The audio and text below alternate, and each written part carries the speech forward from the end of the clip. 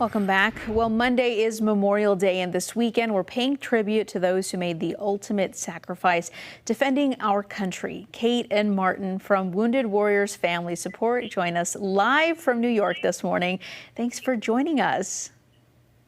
Thank you for having us. Now, I would love to hear more about your organization and what you do for wounded veterans and their families. Yes, ma'am. I have our president and CEO, Kate McCauley, explain our mission to the American people.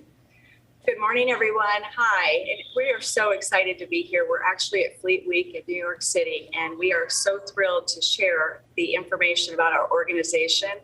Our mission is to support our combat wounded veterans that have missing limbs. And we do that through one of our programs called Mobility is Freedom. Master Gunny Martin is one of our program outreach coordinators. He works directly with our veterans, and he can explain the program just a little bit better. Yes, as Kate McCauley stated, our focus is to do outreach and identify those service members and active duty members as well, veterans and service members that lost a limb during combat operations, and we're able to provide a $30,000 vehicle rent and anywhere between 12 to 15 vehicles a year. We're able to purchase and modify the vehicles and rent those vehicles to those service members or veterans. That's amazing. And I know you guys are in the New York for a special reason as well. Yes. We are. I have to, again, I'm so excited because we got to honor Sergeant Louis Ramachi, and not just him, it was his full family here. His wife also served in the Marines, and she was actually one of the nurses that attended to Sergeant as he was entering into Walter Reed for care.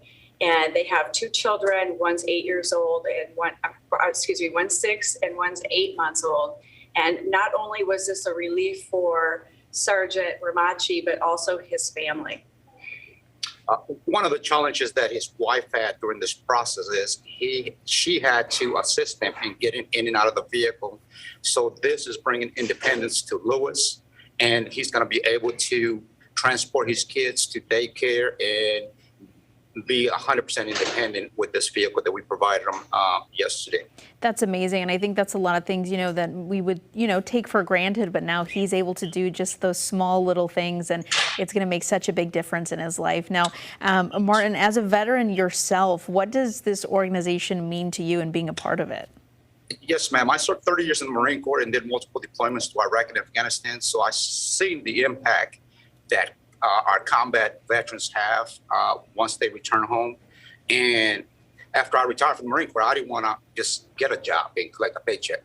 I wanted to make an impact to the veteran community and make sure that the resources that are challenged for them to obtain, either through the VA or through other organizations, that we're able to provide that type of support for them. I think that's amazing, and it's definitely making a difference again in a lot of people's lives, and it's truly impacting them. Now, if you can I know we have, the Wounded Warriors Family Support, but there's also the Wounded Warriors Project. What would be the difference between the two? So I really can't speak to what Wounded Warrior Project does, but I can just tell you about Wounded Warriors Family Support. We are not affiliated with any other veteran organizations or any other Wounded Warrior organizations. We stand alone. We were founded by Colonel John Folsom in the early 2000s. He was a medevac helicopter pilot, and his mission was to bring programs to our service members, their families, and their caregivers to provide some type of relief after very severe injuries and change of life for our service members and their families. And just to give you a little background, ma'am, the reason Colonel Folsom started this program, as Kate McCauley stated, he was a medevac pilot that was transporting our veterans from Iraq and Afghanistan into Landstuhl. And keep in perspective that once they're injured, when they arrive in Landstuhl, they have nothing on them other than what they were medevac with. So that's how Colonel Folsom had the vision of supporting our veterans, because when they got there, they had no socks, they had no hygiene items. So he started passing the hat around to collect funds, and that's how he in turn started this organization because he saw the challenges and the rhetoric that our veterans had to go through to receive benefits. Definitely. And how can people get involved with the Wounded Warriors family or the Wounded Warriors Family Support?